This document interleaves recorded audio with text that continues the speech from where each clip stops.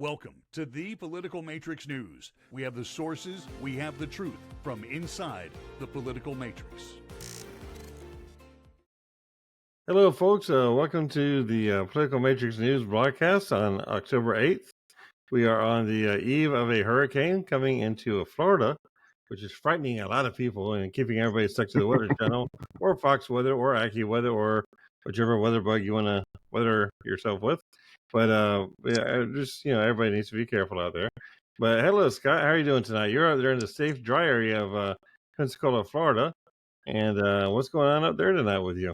Oh no, we're high and dry for once. That's good. We've been through enough of these darn storms that we've certainly had our share, and my heart goes out to the people in South Florida right now, or Central Florida right now, and all the folks that are still suffering up in North Carolina and Georgia, and Definitely. even the Big Bend in Florida. I mean, I've been there. I know exactly what they're going through. I remember in the mid '90s when hurricanes Aaron and Opal, a Category 3 and a Category 4, came and hit us within 30 days of each other. So it's a real thing.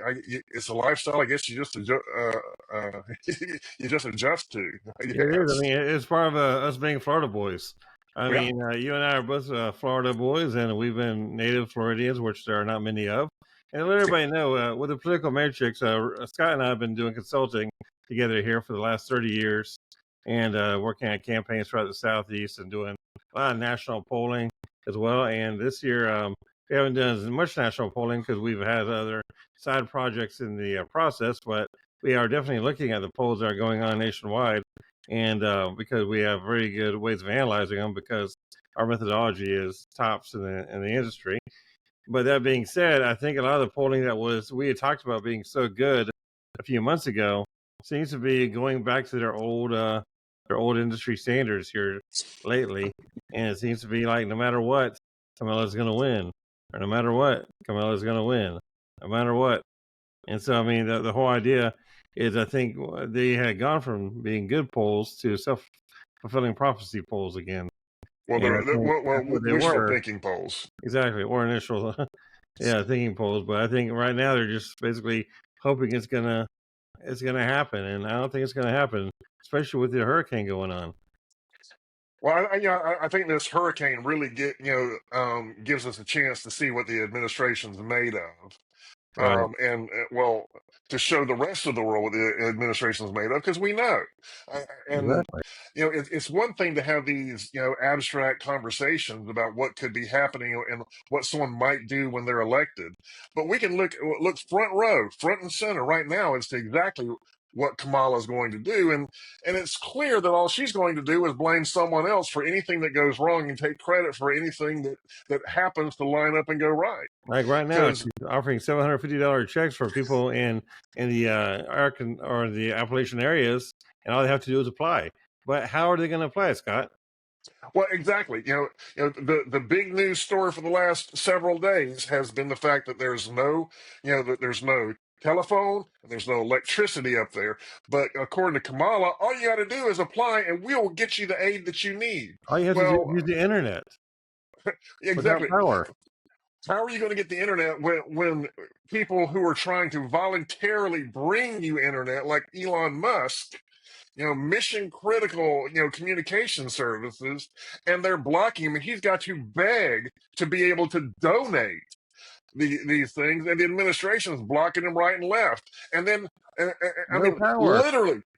literally the gaslighting. Remember how we Exactly. were talking last week, about the number one move of the Democrats is to pick on you, pick on you, pick on you, pick on you. When you complain about it, say, "Why are you getting so upset?" When Exactly. after they've provoked you for months and months and months, you call them out on it, and now you're being unreasonable. And, and so, Well, and so right now, I mean, that seems to be the biggest thing, and the polls are not reflecting that at all. I mean, they're not reflecting that a lot of the areas that were hit are blue areas and everything. They're not reflecting that, basically her continuous hiccuping of reality and basically trying to turn true falsehoods into truths is not working. And on top of that, the $750. Granted, I mean, you and I have both been through a lot of hurricanes.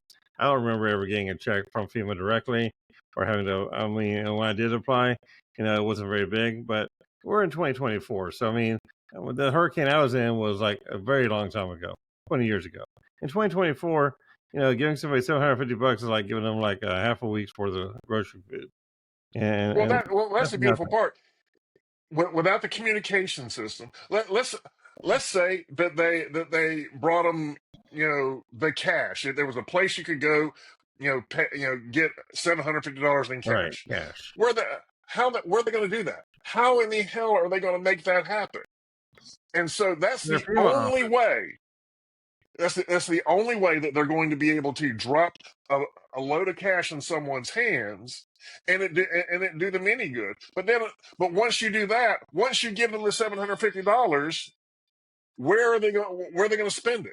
Who are they exactly. going to give it to? Their Exactly. priorities are completely backwards Yeah, because I there's mean, no getting stores, someone's there's no shopping, there's no roads, no, there's nothing. no, no. So all they're doing is throwing that money out there so that they can say that they've done something. They can give you credit for having done something when the fact of the matter is they're giving them the most useless help. How much more disconnected from the process can you possibly be? And again, as someone who's been through 5 major hurricanes, Right, both you of us. know, Yeah. yeah, or more. That's just the I've number been that through pops out of 14 my head. altogether. Yeah, and probably 6 major ones. Oh, yeah. I mean, between Aaron and Opal and Ivan and Which Dennis was a pretty bad one, and oddly enough, Sally was a weirdly bad one. Although it was I a was very weak bad. storm, Yeah, it was a weak storm. It wound up a lot doing of a crap damage. load of damage. So I mean, and I know I'm forgetting one. So I mean, the storm. I know what people need after these storms, and it's not a pile of cash. It's someone bringing them actual supplies and stuff like that, which they've Right, also been trying to do. I'll tell you what, this is something that's been a problem with FEMA for a long time. Because we had an incident up here where one of the local small towns of Century had some serious uh, problems with some.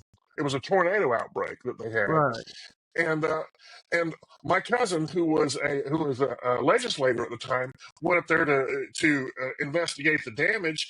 He saw a FEMA container with a plastic seal on it that they were waiting to distribute all these supplies, and he goes over and asks them, well, how long have these people been here? And because there was a huge line, it was like a mile long. And they asked, how long have these people been here? And they said, well, they've been here for 3 or 4 hours, and it's like 90 degrees at this point in time. exactly. And he says, well, why aren't we handing out water and supplies and stuff like that? I said, well, we got to wait for FEMA to get here before we break the seal on this container. And he had to, after a discussion back and forth about how badly these people needed the supplies, he literally had to pull a pocket knife out of his pocket, Exactly. go over, cut the seal, and hand him his legislative business card and tell them if they got a problem with it, they can come find me. This is the problem with the government. Exactly. There's these They don't want bureaucrats. to help. No, well, it's not even that they don't want to help. They're so dialed into this form and doing this thing this way and this way and this way and saving their own tails that they can't get in a position to help anyone else. No, they can't. And that's what we're going to be seeing in this process here from Hurricane Helene, and now with Hurricane was it Milton? Milton, That's going to yeah, be Milton. slamming into Florida, just a few miles south of me. So I think around 80 miles, maybe 90 miles south of me. Who knows where it's going to hit at this moment? But I mean, we see another FEMA disaster on the way.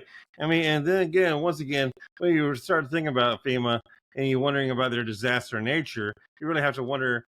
Don't have to look too far about what department they belong in, being they're part of Homeland Security, which is also the same area for Border Patrol, same area for the Secret Service. And so, I mean, granted, we understand a lot of Republicans have been voting against the FEMA budget. I think they're voting against other things that were in the budget that was going to FEMA.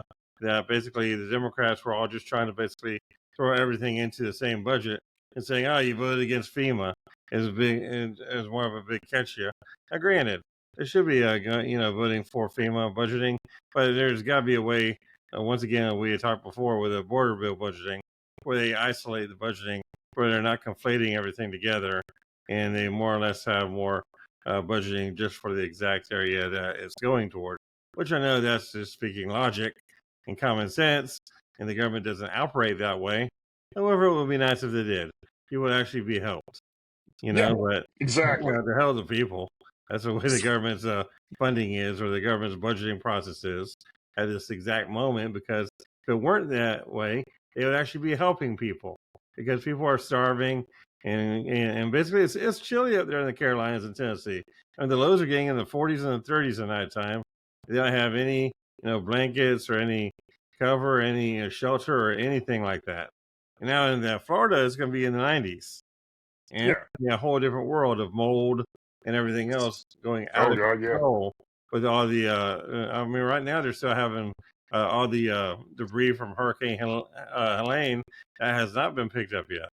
And so, I mean, there's that debris is going to be used as missiles all over the place. I mean, you and I have both seen a hurricane right after a hurricane before, the air Oh and my God. ripple. On top of that, in Florida, where the things are picked up and just moved everywhere. And I mean, it's horrible, and it's going to be very weird down there, and it's going to be weird how FEMA handles all of that, and they're not. Well, I mean, we already know how FEMA behaves, and FEMA Up is to what it. FEMA is. Whether it's a Republican administration or a Democrat administration, to a large extent, FEMA, when it comes to rules and procedures, they just do what the hell they want to do.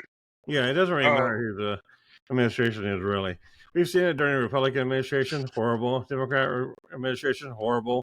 In fact, the thing with Greg Evers, whenever that happened with your cousin, that was during a Republican administration.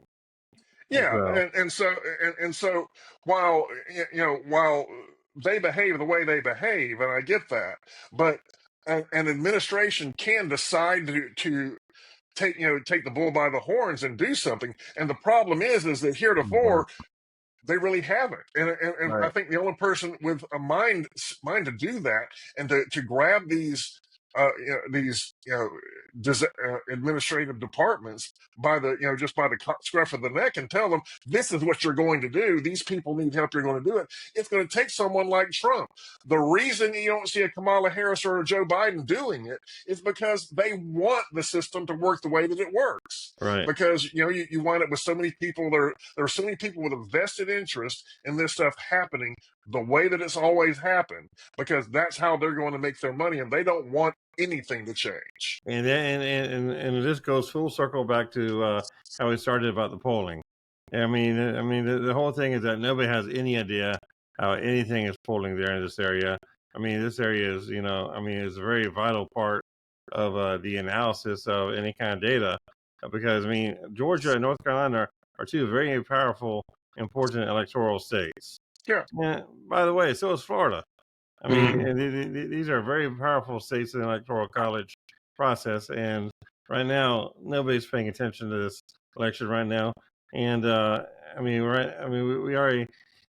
I don't see any clear way of them seeing a direction of her winning at all, because without these three states, she can't.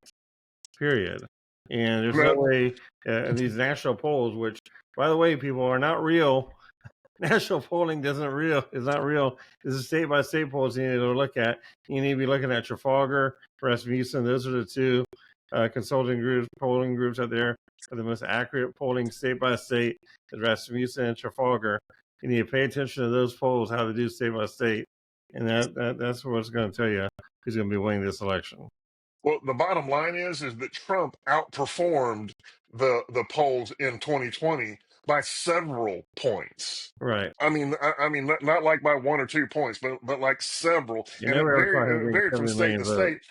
Yeah, it varied from state to state, but it was anywhere from 3 to 8 points. Right. So and I don't know that that's what it is this time. It may be more this time. Yeah. But historically, the polling models that they've used against Trump have not been very accurate. I think the last time they said that Trump was going to lose Florida. As a matter of fact, I know they did. Yeah, we're the only ones that said he was. Our Exactly. polling that Scott and I did was the only people that actually said that Trump was going to win Florida by 4 points. And he what did did. he win Florida by? 3.8. So we're off Oh by my point God. two. Well, heaven But forbid. it's because we don't. The reason our polls are accurate is because we don't have a vested interest in giving an outcome that the guy that's paying the bill it needs. So I mean, when you try to tell people, when your customer is hiring you to come up with a result, that's what you get. People, you got to remember, you're not getting these polling results accidentally. They're not being leaked out of the campaign and we're finding out the top secret. This is how we're doing. You are getting polling results because people want you to have those results. They want you to believe that that scenario is true. I Right. mean, there are good pollsters out there, and Trafalgar and Rasmussen are certainly a couple of them. They are very concerned about their accuracy. The other guys are whores. They want to. All they care about is cashing a check, and they will alter their model in whatever way they need to get their client the result that he's looking for without over mortgaging their credibility. Now they're concerned a little bit, but they will absolutely tweak the model just to make sure it's as close as it needs to be. And with that, we're going to go and close this segment here. Please remember to like us, subscribe to our channel on YouTube, and please make sure follow us on TikTok and follow us on Facebook. And we'll be right back.